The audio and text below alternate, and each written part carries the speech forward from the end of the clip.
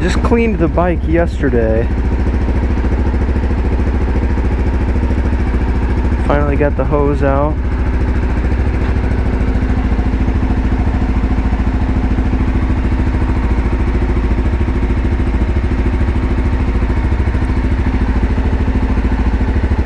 These are like bug marks that like won't come off. Something. But we're looking fresh. I'm gonna have to get gas soon. I do wish I had a power washer. It would make washing my bike a lot easier and probably more efficient. And get it a little cleaner than with just a regular hose. I got a regular hose. My buddy's dad gave it to him, so we've at least got that. And it sprays pretty powerful, a pretty powerful stream. It's just not like, you know, a pressure washer where it's actually like really powerful. And also I mean, you could get like the whole kit, you know, like where you get that little thing that sprays foam, like a machine that, you know, like a pressure washer hooks up to like a foam sprayer, so it automatically like foams the soap when it comes out of the sprayer, and so, you know, puts on a perfect little coat of soap. Those are nice. They have those at car washes usually, along with pressure washers. I thought about just going to the car wash with the bike, but it'd be kind of a little difficult because I don't know how I would ride at home. I'd have to like bring a towel with me so I could at least dry off the seat. I have to sacrifice getting a little bit wet to clean the bike. I may try that next time, but I can't find like a there's not like a self car wash around here that I can find. I can only find there's this company that has like 2 or 3 like car washes, and they're all like automatic. They kind of like run the town with car washes. They do good business here from what I hear. Nah, but it honestly wasn't that bad of a process, and I think it got the bike decently clean enough, you know. I could spend more time on it, getting more, you know, details if I really wanted to. I don't know what that is. Since I just used the little soap bottle that I have, it's a motorcycle cleaner, and it's, you know, like proper soap, I think, but it's just a little handheld spray bottle, so it's like I'm just all over the bike instead of, you know, they got those machines that like, you know, it's just like a soap cannon.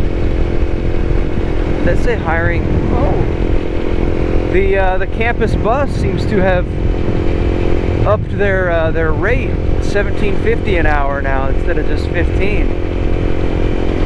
Where I had a tough time finding drivers at $15. I thought that was a little low for driving a bus.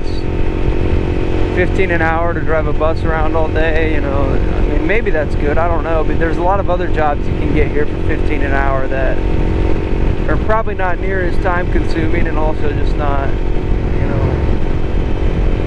having to drive a bus. Who knows? Pretty nice day out today, actually. It's not like super humid like it was the past few days. I think I might have had my right turn signal on that whole way, that whole stretch. Maybe not though. So some guy commented on one of my videos recently. I think it was just today that I saw it, or yesterday.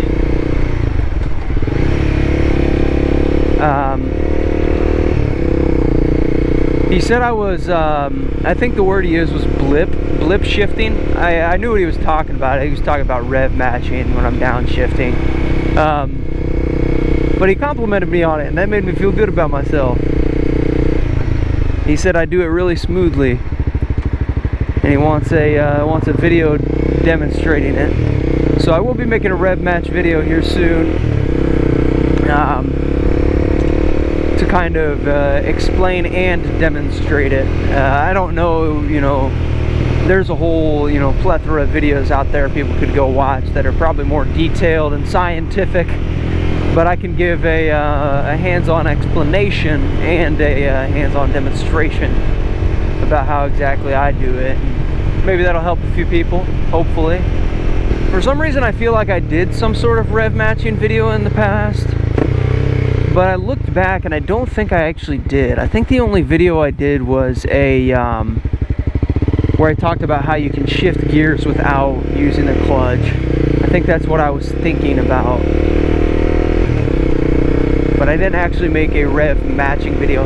And I know I have talked about rev matching before, but I don't think I've like actually titled a video and based the whole video around it where I can demonstrate it and everything as well. So I'll get that going, pump that out here in the near future.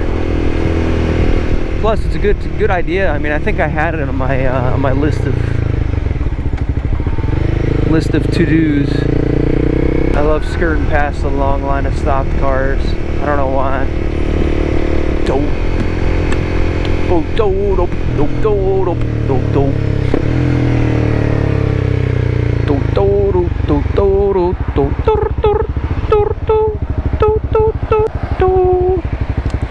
I read something recently as in like a couple months ago maybe, that on a federal level, the feds are looking into changing motorcycle laws and allowing lane filtering and lane splitting of some kind to some extent. I don't think they're exactly looking at doing full-on like California lane splitting, but I swear I saw something about that. So I need to be watching the news in the future, the motorcycle news, and I'll, as soon as I find out, I'll have a video. I'll make a video about it, talking about it, what it means. Because I do have a bit of a slight bit of a law background, but nothing serious. I just, I can kind of understand it a little bit because I did criminal justice in school for a couple years. So hopefully I can kind of detail what things you should and should not do if that were to take place. It may be all just banter that I didn't even realize was just fake. Who knows? Take your time there, buddy. Ooh, don't want that pole to hit me.